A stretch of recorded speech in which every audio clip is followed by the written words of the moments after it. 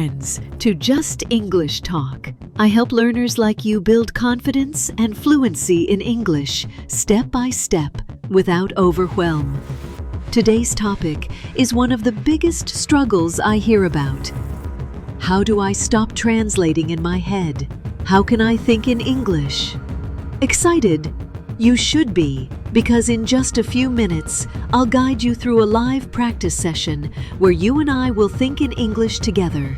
But first, let's start with why translation even happens in your head. Part 1. Why you translate in your head. Quick question for you. Do you ever find yourself forming the perfect sentence in your native language first, only to fumble when you try to put it into English? If yes, type yes in the comments. You're not alone.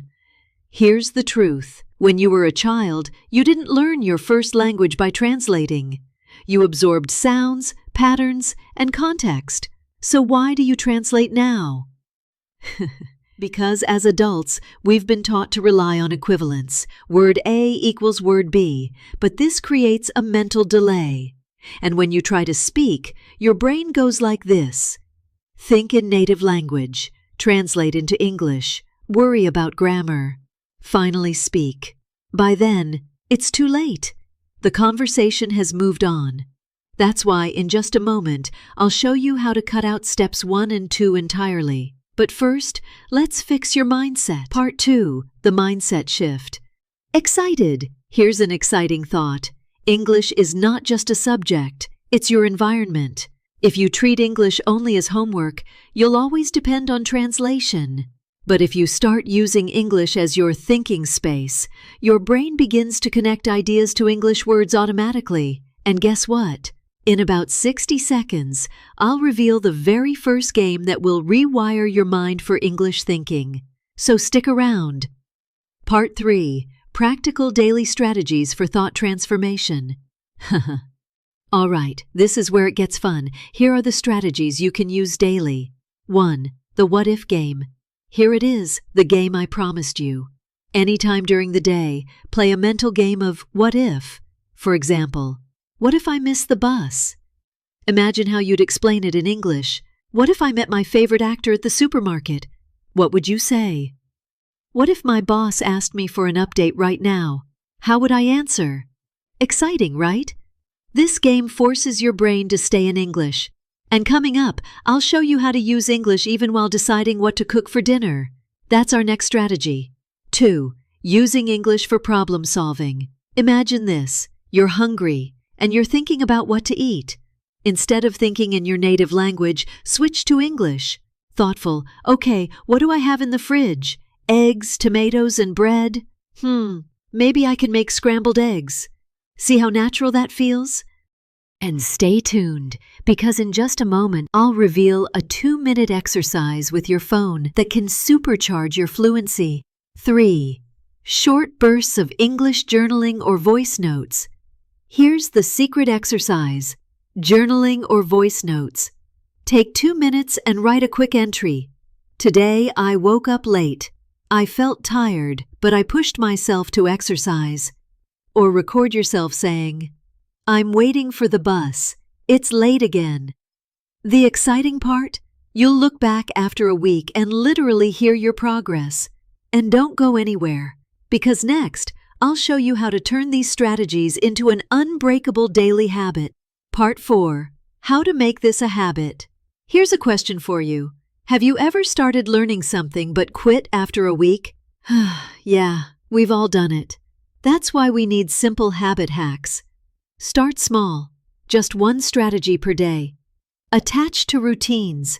For example, while brushing your teeth, do a what-if game. Track streaks. Seeing your streaks gives you excitement to continue. Speaking of excitement, coming up, I'll address the biggest excuses learners give when they fail and how you can crush them. Part 5. Overcoming the common struggles. Now let's face it, you're going to have struggles. But I don't know enough words. Describe it. Example, scissors, the thing you use to cut paper. I'm afraid of mistakes. Remember, nobody hears your thoughts. It's your private practice. I forget to practice. Set quick reminders. Think in English for 2 minutes. And keep watching because in the next section, we'll actually practice together. Yes, right here in this video. Part 6. Mini practice together. Okay, let's do this. Imagine you're at a cafe. In your head, say, "Hi, can I get a cappuccino, please?" "Cashier, do you want it hot or iced?" "You, hot, please." Now imagine you're late to class.